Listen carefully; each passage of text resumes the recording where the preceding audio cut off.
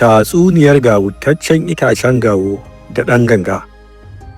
A wani ƙauye mai nisa a arewacin Afirka, inda iska ke kaɗawa a hankali tana ɗauke da ƙamshin ƙasa mai albarka mai daɗi, akwai wani ƙauye da jama'arsa suke rayuwa cikin kwanciyar hankali da haɗin kai. A tsakiyar wannan ƙauye akwai wani tsohon itace mai girma ƙwarai da gaske, wato itacen gawo. Wannan itace ba irin sauran itatuwa ba ne, ga shi da tsawo ga kauri, kuma ana cewa ya jima zamani masu yawa wanda duk ya girme wa mutanen ƙauyen. A cikin wannan ƙauye ne wani ƙaramin yaro yake rayuwa, sunansa Sadiq. Sadiq yaro ne mai son ilimi, ba shi da wadata, amma yana da abin da ya fi dukiya, wato zuciya mai sha'awar neman sani. Mutum ne mai neman sani a kodayaushe. Kowace rana bayan ya dawo daga makaranta, idan rana ta fara sauka, Sadiq kan ɗauki ƙaramin gangansa ya tafi ya zauna ƙarƙashin itacen gawo.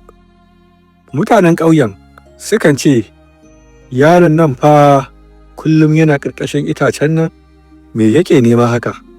Amma Sadiq bai damu da maganar mutane ba.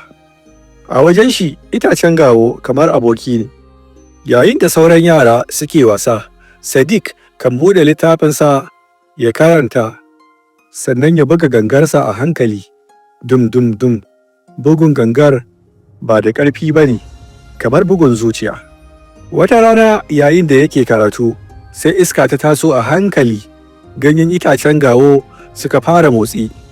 Sai Sadiq ya ji kamar ana magana da shi, amma ba murya mai ƙarfi ba, murya ce mai nutsuwa mai zurfi. Sai itacen ya ce masa, ilimi ya fi tsoro ƙarfi. Da ya ji an ce ilimi ya fi tsoro ƙarfi, Sadiq ya tsaya cak, zuciyarsa ta fara bugawa dim dim dim, yana tsoro. Ya kalli itacen, ya kalli sararin sama, bai ga kowa ba.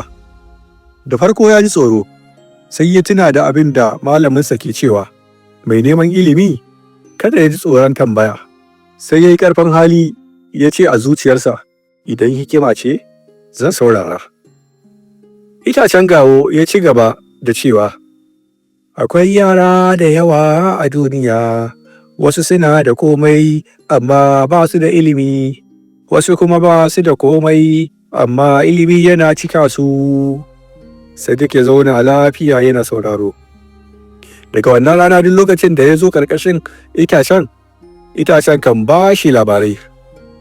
Ba labarin tsoro ba, sai labarin hikima. Har ma yakan ba shi labari akan yara masu sakaci da karatu, sukan lalace, su tashi babu abin yi, su tashi a wahale.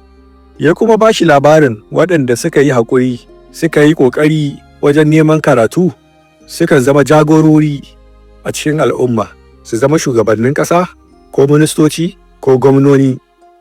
Itacen ya ce, lalaci yana kashe basira, girman kai yana rufe hankali. Tun daga wannan rana Sadiq ya canza sosai, yana tashi da safe, yana taimakon mahaifiyarsa, yana zuwa makaranta da wuri, yana sauraron malamai. Idan ya fahimci abu, sai ya koya wa ƙananan yara.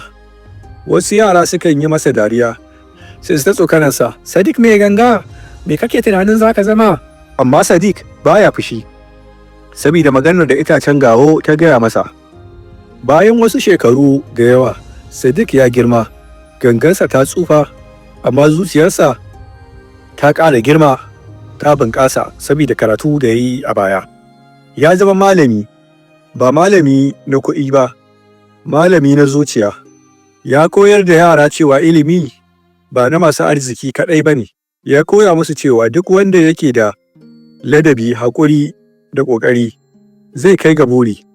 Har yanzu kuwa itacen gawo yana nan a tsaye a cikin ƙauyen su Sadiq, yana kaɗawa kamar yadda aka san shi da iska. A duk lokacin da yara suka zauna ƙarƙashinsa don su yi karatu, za ka je na musu waƙe kamar haka, ilimi haske ne na rayuwa, wanda ya riƙe shi baya taɓewa. Ƙarshen labarin gawurtaccen itacen gawo kenan da Sadiq da kuma gangarsa. ƙurunƙus kan ɗan ɓera. Idan yanzu kuka fara zuwa wannan tashar tamu, ku danna mana subscribing, sannan ku danna ƙararrawar sanarwa da zarar mun ɗaura sabon tatsuniya don ku same shi a kan lokaci.